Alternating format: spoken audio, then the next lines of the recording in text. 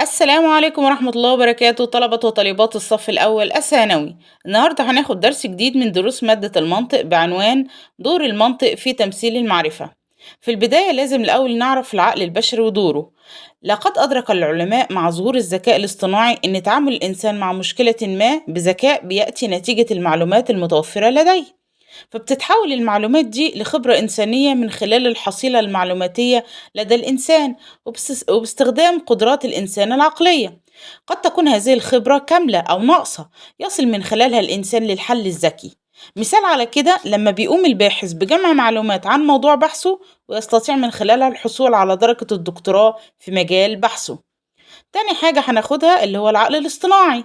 لازم نعرف ايه هو الفرق بينه وبين العقل البشري.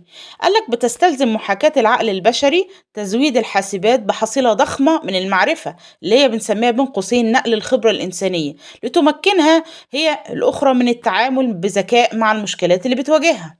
فاللغة الطبيعية بيغلب عليها اللبس أو الغموض أحيانا، والحشو الزائد في الكتير من الأحيان. عشان كده اتجه علماء الذكاء الاصطناعي للبحث عن لغة اصطناعية بديلة تمتاز بالدقة والإيجاز.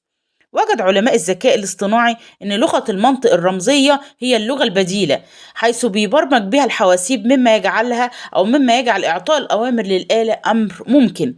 يتم التمثيل المنطقي هنا للخبرة الإنسانية من خلال إن إحنا بنزود الحواسيب بقواعد استدلالية وخطوات ضرورية، وصولا للحل اللي بيبسط مهمة آلة الاستدلال وبيزيد من سرعتها. فهنا بتتحول عملية الاستدلال إلى سلسلة من العمليات الأولية للاستدلال المنطقي، واسترجاع المعلومات اللي إحنا بنقول عليها بين قوسين الخوارزميات.